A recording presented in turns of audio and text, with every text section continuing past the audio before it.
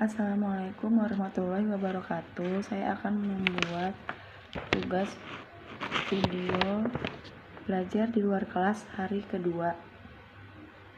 Membuat dan mengupload jawaban atas pertanyaan tema kurikulum dasar kedua. Nomor 1, apa pengertian individual system? Individual system adalah proses belajar dengan murid sebagai subjek belajar atau anak berpusat sebagai subjek belajar. Yang nomor 2, mengapa pendekatan yang dilakukan harus individual system? Karena sesuai dengan keadaan masing-masing anak, setiap anak memiliki kesukaan dan kegemaran yang berbeda-beda. Nomor 3, apa tujuan yang ingin dicapai dengan melakukan pendekatan secara individual system? Tujuannya agar proses belajar small step system atau secara bertahap dapat terwujud atau tercapai. Nomor 4, di Bimba murid dan guru memiliki peran masing-masing. Sebutkan apa peran guru dan murid. Peran guru yaitu mencari tahu kesukaan anak atau kegemaran anak, satu langkah di depan anak dan tidak harus dimengerti oleh anak. Lalu peran murid yaitu melakukan kegiatan bermain sambil belajar di dalam kelas, tentunya dengan cara yang menyenangkan. Nomor 5, apa perbedaan antara metode individual system dengan classical system? Kalau metode individual system adalah 1:3 atau 4 anak, sedangkan kalau klasikal 1:dengan banyak murid. Nomor 6, bagaimana cara yang dilakukan motivator agar dapat melakukan pendekatan secara individual system? Motivator harus mempelajari dan mengenal karakter setiap anak didiknya agar dapat melakukan pendekatan sesuai dengan karakter masing-masing. Atau mencari tahu apa kesukaan anak, yaitu bisa dengan cara bernyanyi, berdongeng, berdialog,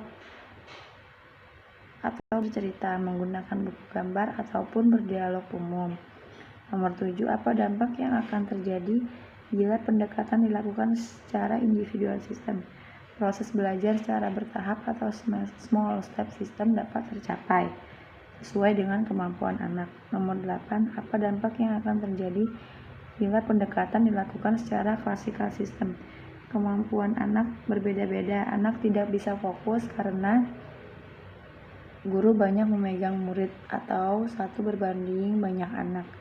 Yang B, nomor 1, apa pengertian variation skill?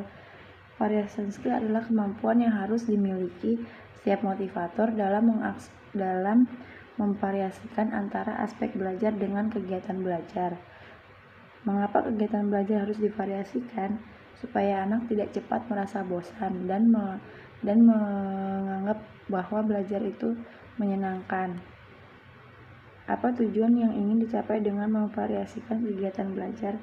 Tujuannya agar anak tertarik, bersemangat, antusias, ingin melakukan kegiatan bermain sambil belajar di dalam kelas. Nomor 4, sebutkan 3 aspek belajar, yaitu afektif, psikomotorik, dan kognitif.